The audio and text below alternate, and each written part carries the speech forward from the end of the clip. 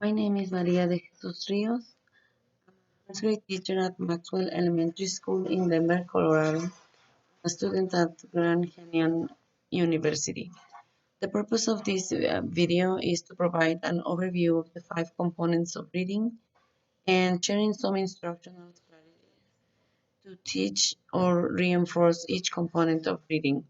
I will be also sharing some strategies to support teachers tracking student progress, sharing some online resources, and presenting some ways that the reading specialists can support teachers helping readers. The five components of reading are phonemic awareness, phonics, fluency, vocabulary, and reading comprehension. Research has determined that students must develop these five skills early in the years of school so they can ensure to be successful readers by third grade. We'll begin with phonemic awareness, and it is the ability to identify, hear, and work with the smallest units of sound known as phonemes.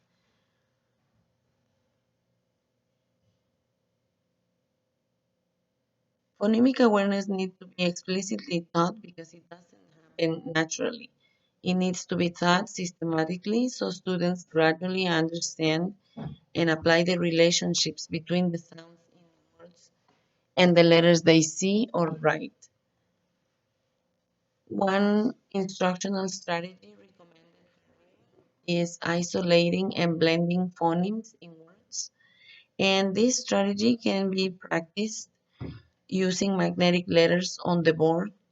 The teacher can make a model making letters in simple CVC words and pulling them together, saying the sounds slowly to form the word. Students can practice multiple times and using different words and different materials. Another strategy that is helpful for writing to strengthen phonemic awareness is segmenting words, syllables, and sounds using poems. Teachers can select a short poem and practice segmenting on the first day, segmenting syllables on day two, and segmenting sounds on day three. To segment words, students look at the poem and practice counting the words on each line. To segment syllables, students can clap the syllables in each word and count the syllables in each word. And to segment sounds, the teacher can model breaking a word apart, saying the individual sounds separately. For phonics, the definition is that it studies the relationship between the letters of written language and the sounds of spoken language. Students will solidify knowledge of alphabetic principle and increase awareness of the association between letters and sounds by matching capital letters to lowercase letters through different names. This is a really good strategy in reading. Students can use letter cards, letter tiles, letter charts, or other materials. One strategy recommended for is creating letter books. Teachers can give students a blank book with several pages, and students will draw or glue pictures of things whose names begin with the targeted letter. And when they complete their book, they can practice reading the words they created and sharing their book with their partners. So they have multiple opportunities. The next component is fluency. And fluency is the ability to read connected text accurately, quickly, and with expression. Reading fluency is very important because it provides a bridge between recognizing words and comprehending what students read. One strategy that is very useful to increase fluency is timed repeated reading. In this strategy, students are timed while they read familiar text at their independent reading level. The The repeated readings increase the rate, accuracy, and comprehension. Students using this strategy read the same passage for 1 minute 3 to 5 times. Another strategy that is useful for writing is the word family books activity. In this strategy, students start with a word on the first page and then they change the first letter or the first part of the word to form a different word with the same ending. They write one word on each page, and by practicing, students learn to identify patterns in words with the same ending and how they can write more words from manipulating some letters. Vocabulary is one of the most important components of reading. It refers to the words we must understand to communicate effectively when we listen, speak, read, or write. One strategy that is recommended to teachers so they can support students increasing vocabulary is semantic gradients. In this strategy, students show what they know about words. They need to organize groups of words by arranging them in a certain order, or they can also categorize words. Students need to think and find relationships among the words.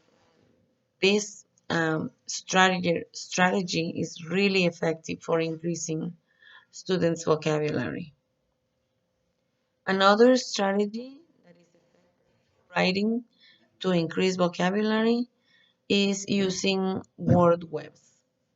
This strategy consists of giving students a specific word. They put it in the middle of a spider web, and then they need to write as many words that are related to that. Teachers can assist students finding the meanings of the new words and provide students with, again, multiple opportunities for practice. The last of the five components of reading is reading comprehension. And the definition of reading comprehension is the ability to understand or connect what we read using our experience and knowledge about life and the world, using vocabulary, our knowledge about language structure, reading strategies, and making sense of a text. One very effective strategy for reading comprehension is the jigsaw reading. In this activity, a small group of students read parts of a text. They read about a particular topic, then they move to an expert group where other students will share what they learn about the same topic. After they learn from other students, they move to their home group and share the learning from the other students. By practicing these strategies, students not only learn from themselves and their work, but also from the people in their groups. One effective strategy to increase reading comprehension that helps in writing is creating concept maps. Concept maps are visuals that help students organizing information of what they're learning. It usually consists of answering several questions to gather important information about a certain topic. Writing the information in graphic organizers and answering questions in writing helps students deepen understanding of concepts or topics. Now we will talk a little bit about assessment and progress monitoring. According to Medlard and Works, there are three important types of assessments. There is assessments for screening, assessments for progress monitoring, and diagnostic assessments. The starting point actually for providing students with adequate instruction and interventions is to assess them. According to Mellard and Woods, screening assessments can be used with struggling readers by using tests that are quick, cheap, and can be repeated to assess age-appropriate critical skills. Screening tests are the first step to identify students at risk of experimenting learning or behavioral difficulties and to plan how to provide them with prompt interventions. Progress monitoring is formative assessment that evaluates if the student is benefiting from instruction in an adequate time frame. It informs about students' behaviors, so teachers or interventionists can determine appropriate next steps for interventions, regrouping students, or delivering instruction. Progress monitoring can be done individually in small groups. The frequency for progress monitoring varies from daily, weekly, quarterly, or annually. Once identifying students at risk or with reading difficulties, individual students can be given diagnostic assessments to evaluate fundamental skills and abilities that are required for satisfactory response to high-quality instruction with a validated curriculum. Data collection is key to form a substantial body of evidence about students' reading and writing behaviors. Teachers must collect and keep records of formal and informal assessments, observations, or interviews. Assessment is frequent and ongoing, and it needs to be carefully evaluated, and the information collected should be used to inform instruction. Assess students using of assessment data correctly can prevent students from staying behind. Some strategies for tracking students' progress are an assessment using an assessment tracker in which teachers can record the results from assessments, including specific observations and the identification of trends. That will be useful to have a visual of students' progress and have data for instructional moves and next steps for students. Another strategy that is effective uh, to keep track of students' progress is the using reading and writing conferring notebooks.